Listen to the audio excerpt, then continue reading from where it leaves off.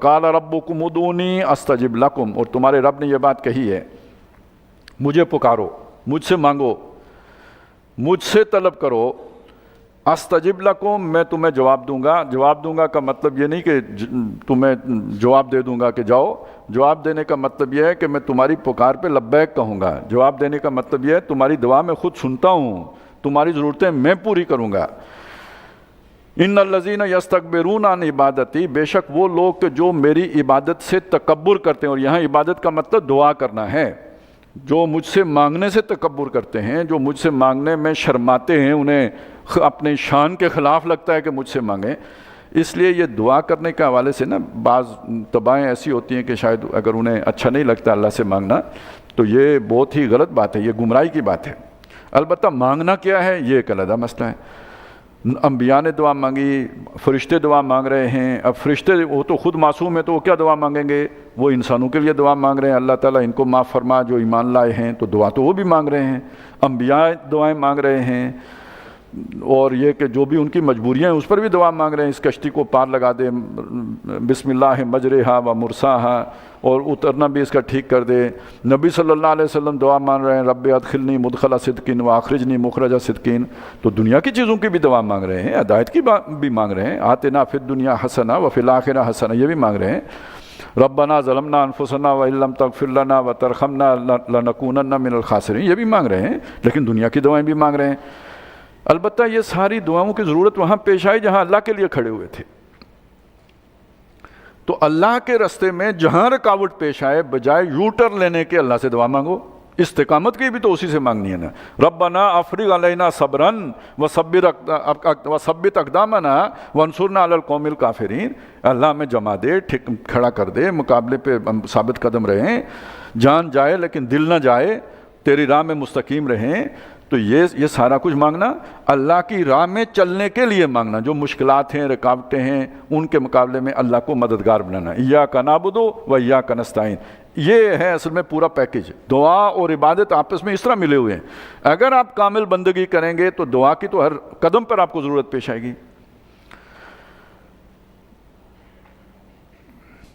تو جو وہ نہیں مانگ سکتا تو گویا یہ گڑبڑ ہے۔ نہ مانگنے کی وجہ یہ ہو سکتی ہے کہ کوئی بہت ہی بڑا زوم ہو گیا ہو اسے کہ بھائی ٹھیک ہے، اور یہ بھی نیکی کا زوم بھی ہو سکتا ہے، اور یہ بھی ہو سکتا ہے کہ جی جسے کہتے ہیں نا کہ اصل بعض اوقات تو چور بھی ہوتا ہے نا کہ میں نے اللہ کی پوری عبادت ہی نہیں کی تو میں مانگوں تو کس منہ سے مانگوں، یہ بھی ہوتا ہے۔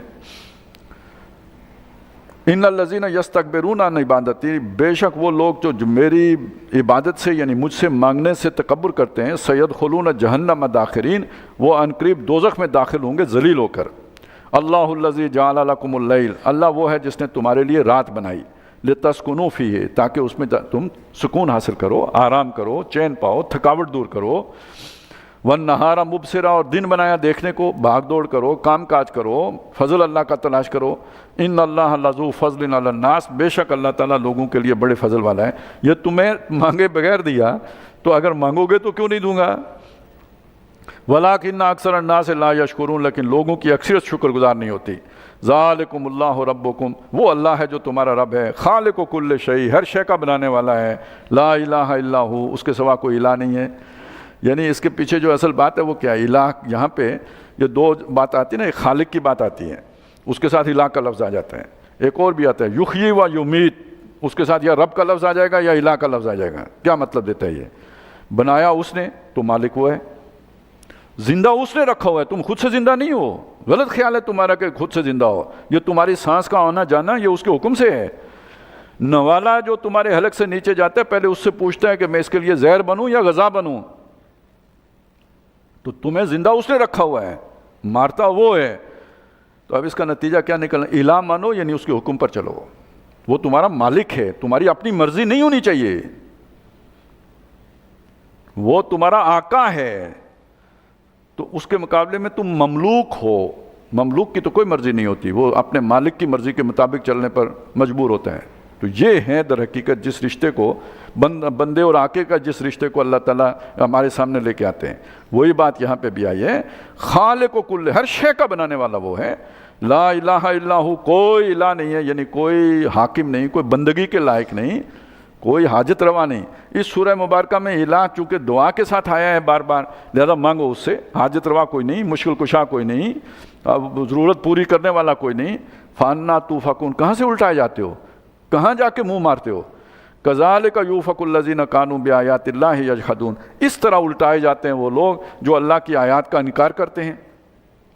اللہ الذی جعل لکم الارض قرارا، اللہ وہ ہے جس نے تمہارے لیے زمین کو جو ہے قرار کا، سکون کا، مضبوط قدم جمانے کا ذریعہ بنا دیا، ٹھہرنے کی جگہ بنا دیا۔ والسماء بناہا، اور آسمان کو چھت بنا دیا۔ وصورکم، اور اس نے تمہاری نقشہ کشی کی، صورت بنائی۔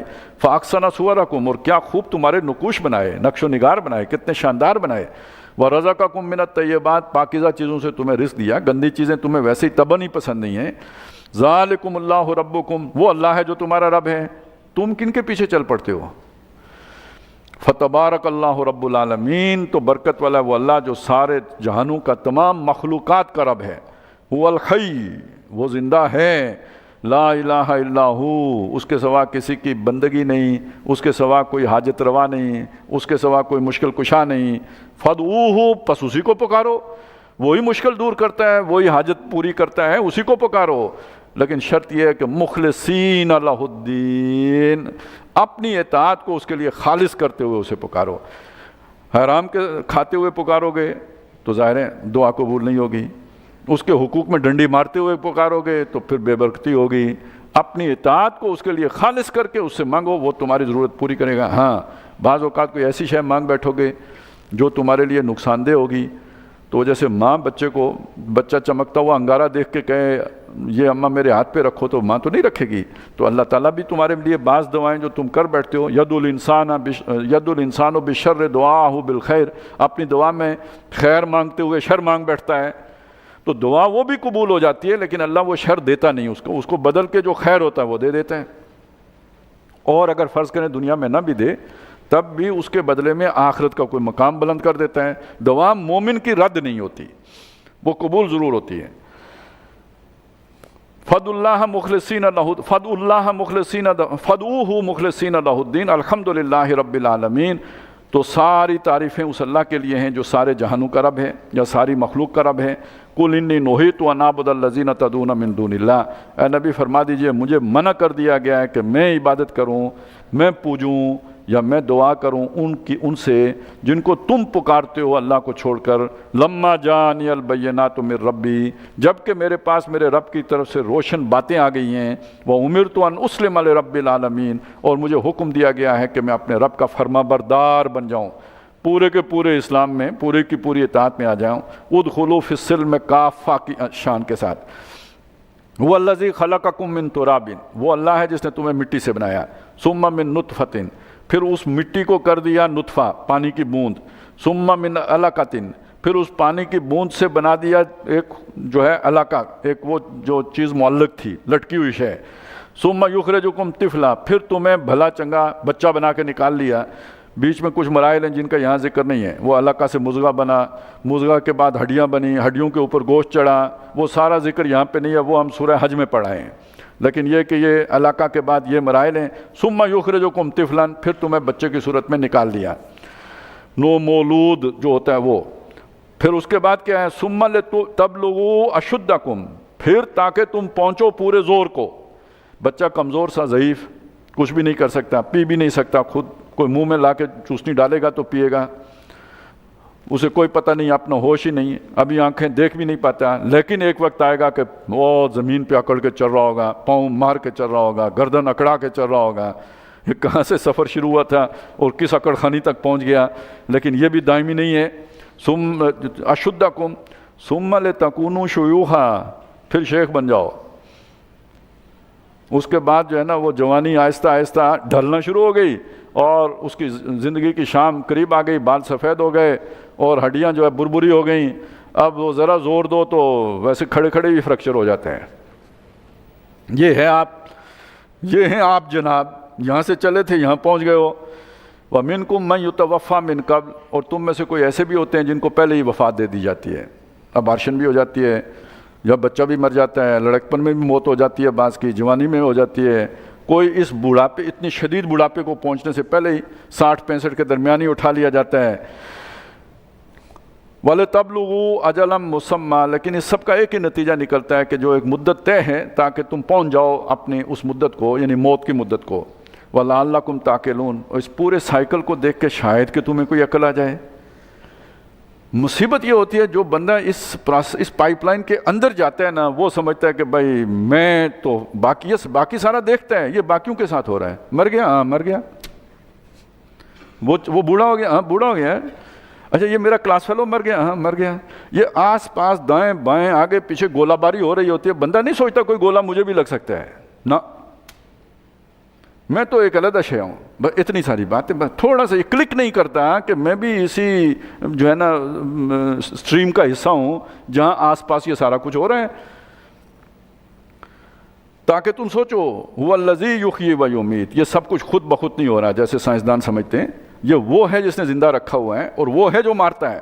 فَإِذَا قَضَىٰ أَمْرًا، اور جب وہ کسی کام کا فیصلہ کرتا ہے، فَإِنَّمَا يَقُولُ لَهُ كُن فَيَكُونُ، تو وہ اسے کہتا ہے ہو جا، وہ ہو جاتا ہے. یعنی دوبارہ اٹھائے جانا اتنا ہی مشکل ہوگا. یہ سارا یہاں سے لے کے یہاں چلایا مارے گا، پھر تمہیں دوبارہ زندہ بھی کرے گا. أَلَمْ تَرَ إِلَى الَّذِينَ يُجَادِلُونَ فِي آيَاتِ اللَّهِ أَنَّىٰ يُصْرَفُونَ، تو کیا نہیں دیکھا آپ نے ان لوگوں کو جو ہماری آیات کے بارے میں بحث مباحثہ کرتے ہیں، ان کے اندر جو ہے نا وہ کوئی نہ کوئی خامی تلاش کرتے ہیں یا ان کے مقابلے میں اپنا کوئی موقف پیش کرتے ہیں، وہ کہاں سے الٹائے جاتے ہیں، کہاں سے پھیرے جاتے ہیں، کہاں سے مت ماری جاتی ہے ان کی. الذین کذبوا بالکتاب، وہ لوگ جنہوں نے کتاب کو جھٹلایا، وبما ارسلنا بہ رسلنا، اور اس چیز کو کہ جو ہمارے رسول لے کے آئے. فسوف یعلمون، کوئی بات نہیں، جلد انہیں لگ پتہ جائے گا. اذ الاغلال فی اعناقہم، جب توق پڑے ہوں گے ان کی گردنوں میں، والسلاسل، اور زنجیروں میں جکڑے ہوں گے، یسحبون، گھسیٹے جائیں گے، فی الحمیم، دوزخ کے اندر، ثم فی النار یسجرون، پھر آگ میں جھونک دیے جائیں گے. دوزخ میں ہم نے دیکھا نا وہ دو جگہ ہیں، ایک جگہ ان کا ڈائننگ ٹیبل ہے جہاں کہ وہ شجرۃ الزقوم کھائیں گے اور اوپر سے وہ کھولتا ہوا پانی پئیں گے، اور پھر وہاں سے گھسیٹ کر لا کے جہاں دیکھتی ہوئی آگ ہوگی اس میں ڈال دیے جائیں گے. بہت مارا پیٹا، وہ نہیں مانا. پھر وہ اس نے کہا اچھا پانی پلاؤ تو میں اس کے بعد بتاتا ہوں. تو جگ پورا پانی کا پیا تھانے دار صاحب کے ہاتھ سے، اور پھر جب اس نے کہا اب بتاؤ، اس نے کہا پہلے یہ منواؤ کہ میں نے پانی پیا ہے نا، پھر اس کے بعد چوری کا بھی بتاؤں گا. تو ایسے ڈھیٹ بھی ہوتے ہیں. تو یہ بھی ایک ڈھیٹ مخلوق اللہ کے سامنے کہیں گے نہیں کی، لیکن تھوڑی دیر کے بعد جب یہ والا سوال آئے گا نا، اس وقت ذہن پریشان ہوں گے، وہ کہیں گے گم ہو گئے. اب گم ہو گئے تو اعتراف جرم، یعنی تھے ابھی گم ہو گئے. پھر خیال آئے گا کہ یہ تو ہمارے پہلے موقف کے خلاف ہے، تو وہ فوراً کہیں گے کہ وہ نہیں، ہم تو کسی کو بھی نہیں پوچھتے تھے. آپ نے یہ سنا ہوگا نا، یہ جو انویسٹیگیشن آج کل ہوتی ہے تو وہ بار بار بیوقوفوں کی طرح مڑ کے سوال وہ اس لیے پوچھتے رہتے ہیں کہ کبھی تو سچ ہو سکتا ہے نکل ہی جائے، پھسل ہی جائے. روز آ کے پوچھو، نیا بندہ آ کے وہی پوچھے، وہ اس لیے ہوتا ہے. تو یہ جو مجرم ہوتا ہے جس نے چھپا کے رکھی ہوئی بات کبھی نہ کبھی پھسل جاتی ہے، اگل آتی ہے. وہ مستی میں وہ سچی بات کہیں ہونٹوں سے سلپ ہو ہی جاتی ہے. کذالک یضل اللہ الکافرین، دنیا میں کافر اسی طرح بھٹک جاتے تھے، یعنی جیسے وہاں غلطی کر گئے یہاں بھی غلطی کر گئے، قریب سے غلطی ہو جاتی ہے. ذالکم بما کنتم تفرحون فی الارض بغیر الحق، اس انجام سے تم اس لیے دوچار ہوئے کہ تم زمین میں اتراتے تھے ناحق اسپیشل رائٹس. باقیوں کو تم کیڑے مکوڑے سمجھتے تھے، اپنے آپ کو کوئی خاص مخلوق سمجھتے تھے، اتراتے تھے ناحق. وبما کنتم تمرحون، اور تم جو زمین میں اکڑتے تھے. ادخلوا ابواب جہنم خالدین فیہا، داخل ہو جاؤ دوزخ کے دروازوں سے اندر، ہمیشہ اب یہیں رہنا ہے اسی جیل خانے میں. فبئس مثوى المتکبرین، برا ٹھکانہ ہے تکبر کرنے والوں کا. فاصبر ان وعد اللہ حق، اے نبی آپ صبر کیجئے، بے شک اللہ کا وعدہ سچا ہے. فإما نرینک بعض الذی نعدہم، اگر ہم انہیں دکھا بھی دیں جس کا ہم ان سے وعدہ کر رہے ہیں، عذاب، اس کا کوئی حصہ آپ کی زندگی میں ہم آپ کو دکھا دیں، مطلب یہ کہ آپ کی زندگی میں ان پر وہ عذاب آ جائے. او نتوفینک، یا یہ کہ آپ کو ہم وفات دیں اس کے بعد ان پر عذاب آئے. فإلینا یرجعون، ہر صورت میں ہمارے ہی پاس آئیں گے یہ لوٹ کر. وَلَقَدْ أَرْسَلْنَا رُسُلًا مِّن قَبْلِكَ مِنْهُمْ مَنْ قَصَصْنَا عَلَيْكَ وَمِنْهُمْ مَنْ لَمْ نَقْصُصْ عَلَيْكَ، اے نبی ہم نے آپ سے پہلے بہت رسول بھیجے جن میں سے کچھ کے قصے واقعات ہم نے آپ کو سنائے، اور بہت سارے وہ ہیں کہ جن کے واقعات ہم نے آپ کو نہیں سنائے. یعنی تقریباً 313 تو رسول آئے ہیں قرآن مجید میں، سارے جمع کر کے 7-8 بنیں گے، باقیوں کا تو ذکر ہی نہیں ہے۔ انبیاء بتایا جاتا ہے جی 1,24,000 کے لگ بھگ آئے ہیں، تو ان کا تو بھی ذکر نہیں ہے۔ تو بہت سے کے واقعات ہم نے آپ کو نہیں سنائے۔ وما کان، ظاہر ہے پوری دنیا میں آئے تو اس وقت عربوں کے سامنے سب کا ذکر کرنا، ہنالک المبتلون، تو جو لوگ باطل طریقے پر گامزن تھے اس طرح وہ نقصان میں پڑ گئے، وہ ان کا جو ہے وہ ٹوٹے میں پڑے۔ اللہ الذی جعل لکم الانعام لترکبوا منہا، اللہ وہ ہے جس نے تمہارے لیے مویشی بنائے تاکہ تم ان پر سوار ہو کر، یعنی جیسے گدھا ہے، اونٹ ہے، گھوڑا ہے، تاکہ تم ان پر سوار ہو سکو۔ ومنہا تاکلون، ان سے کھاؤ بھی، گائے ہے، اونٹ ہے، ان سے کھاؤ بھی۔ وَلَكُمْ فِيهَا مَنَافِعُ، اور ان میں تمہارے لیے بہت فائدے ہیں، ان کے بال حاصل کرتے ہو، اس سے اپنی جو ہے نا کمبل بنتے ہو اور چیزیں بناتے ہو، بیچتے ہو، چربی حاصل کرتے ہو، چمڑے حاصل کرتے ہو، ان سے تم اپنے خیمے بناتے ہو، پھر یہ کہ بیچ کے نفع حاصل کرتے ہو، دودھ پیتے ہو۔ وَلِتَبْلُغُوا عَلَيْهَا حَاجَةً فِي صُدُورِكُمْ، تاکہ تم ان پر بیٹھ کے اپنے جو تمہارے دل میں کام ہیں یا جہاں تم جانا چاہتے ہو ان پر سوار ہو کے جا سکو۔ وَعَلَيْهَا وَعَلَى الْفُلْكِ تُحْمَلُونَ، اور ان پر بھی سوار کیے جاتے ہو اور کشتی کے اوپر بھی سوار کیے جاتے ہو، اٹھائے جاتے ہو، یعنی کشتیاں بھی لے کے تمہیں چلتی ہیں۔ وَيُرِيكُمْ آيَاتِهِ، اور اللہ تعالیٰ تمہیں اس طرح اپنی نشانیاں دکھاتا ہے۔ فَأَيَّ آيَاتِ اللَّهِ تُنْكِرُونَ، تو اللہ کی کس کس نعمت کا انکار کرو گے، کس کس نعمت کو ناقدری اور کرو گے اور نہیں مانو گے۔ أَفَلَمْ يَسِيرُوا فِي الْأَرْضِ، کیا یہ زمین میں گھومتے پھرتے نہیں ہیں؟ فَيَنْظُرُوا كَيْفَ كَانَ عَاقِبَةُ الَّذِينَ مِنْ قَبْلِهِمْ، کہ دیکھیں ان لوگوں کا کیا انجام ہوا جو ان سے پہلے گزرے، یعنی جنہوں نے اللہ کی نعمتوں کی ناقدری کی، اللہ کے پیغام کا انکار کیا اور جھٹلایا، ان کا حشر کیا ہوا۔ کانوا اکثر منہم، وہ تعداد میں ان سے زیادہ تھے، وہ جو قوم تباہ ہوئی نا ان کی جو نفری تھی وہ ان سے زیادہ تھی، افرادی قوت ان سے زیادہ تھی۔ واشد قوتاً، طاقتور بھی ان سے زیادہ تھے۔ قوم عاد کا تو یہ ہے نا بڑے بڑے قداور لوگ تھے، زیادہ طاقت والے لوگ تھے۔ وآثاراً فی الارض، اور انہوں نے زمین کو آباد بھی ان سے زیادہ کیا تھا، زمین میں نشانات، اپنے تہذیب کے نمونے اور تمدن کے اثرات زیادہ چھوڑے تھے۔ فما اغنی عنہم ما کانوا یکسبون، تو جب اللہ کا عذاب آیا تو جو کمائی انہوں نے کی تھی وہ کچھ کام نہ آئی۔ یہ کس بات میں یہ بات کہی جاتی ہے؟ یہ اس لیے کہ بھائی یہ وہ اپنے آپ کو بڑا جو ہے نا مؤثر لوگوں میں شامل کرتے تھے، تو وہ جو بھی ان کے اثرات تھے وہ اللہ کے عذاب کے آگے کوئی رکاوٹ ڈالنے، ان کے تعلقات یا جو کچھ بھی تھا وہ روک تو نہیں سکا اللہ کے عذاب کو۔ فلما جاءتهم رسلهم بالبینات، جب ان کے پاس ان کے رسول آئے روشن دلائل لے کے، فرحوا بما عندهم من العلم، وہ جو ان کے پاس سمجھ تھی یا علم تھا وہ اسی پہ اتراتے رہے، یعنی ایک علم رسول لے کے آئے، وہ اللہ کے پاس سے آیا تھا، ایک علم ان کے پاس تھا ظاہر ہے دنیا میں اتنی ترقی کی تھی تو کوئی تو علم تھا جس کی بنیاد پہ کی تھی، آثار پیدا کیے تھے، گھر بنائے تھے، تو جو ان کے پاس علم تھا نا وہ اسی پر مطمئن رہے، اتراتے رہے، اسی کو بڑا علم سمجھا پیغمبروں کے علم کے مقابلے میں۔ وَحَاقَ بِهِم مَا كَانُوا بِهِ يَسْتَهْزِئُونَ، اور اس علم اس سمجھ کی وجہ سے مذاق اڑاتے رہے پیغمبروں کے علم کا، اور جو ان کے وعدے تھے کہ قیامت آ رہی ہے اس کا مذاق اڑایا، جو ان کا وعدہ تھا کہ عذاب آ رہا ہے اس کا مذاق اڑایا، تو ان کو گھیر لیا اسی شے نے جس کا وہ مذاق اڑاتے تھے۔ اچھا یہ بیماری آج بھی موجود ہے کہ ہمیں سائنس کا علم حاصل کر لیا ہے، دنیا کہاں پہنچ گئی ہے، تو تم جو ہے بسم اللہ کے گنبد میں ہی قید رہ گئے ہو۔ یہ کوئی نئی بات نہیں ہے، یہ گویا ہر دور میں لوگوں نے اپنی سمجھ کے مطابق جو اس وقت کی سمجھ تھی اس کے مقابلے میں پیغمبروں کی باتوں کا مذاق اڑایا ہے۔ اب پیغمبر تو ہیں نہیں، لیکن یہ کہ وہ ایک ماتڑ چیز دنیا میں پائی جاتی ہے جسے مولوی کہتے ہیں، اور وہ پھر سارا غصہ اس پہ نکالتے ہیں۔ یہ حلوہ کھا گیا، بھائی تم نہیں کھاتے حلوے؟ یہ جو مٹھائی کی دکانیں ہیں شہروں میں، یہ ان سے مٹھائی کون خریدا ہے؟ مولوی کی کہاں اتنی ہمت؟ ہوتے ہیں کچھ مولوی بھی بیرک، وہ ان کے پاس وسائل ہوتے ہیں، لیکن مولویوں کی تو عظیم اکثریت اس دکان سے اندر بھی داخل نہیں ہوتی، وہ تو کوئی اور ہی مٹھائی ساری کھاتے ہیں، یار اسے حلوہ بھی نہیں کھانے دیتے۔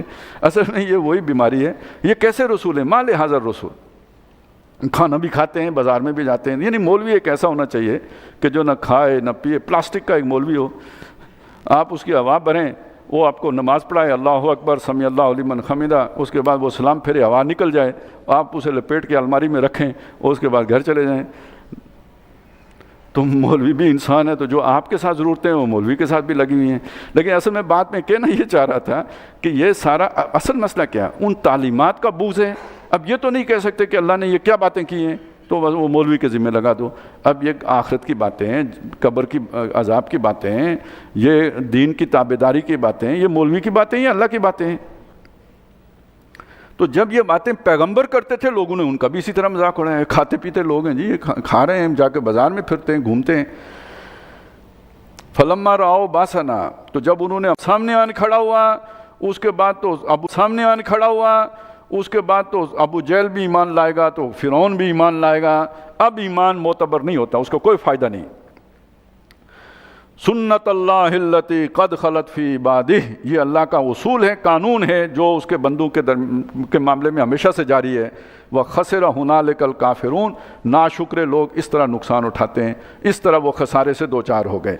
بارک اللہ لی ولکم فی القرآن العظیم ونفعنی وإیاکم بالآیات والذکر الحکیم۔ 8 رکعتیں پڑھ لیں گے۔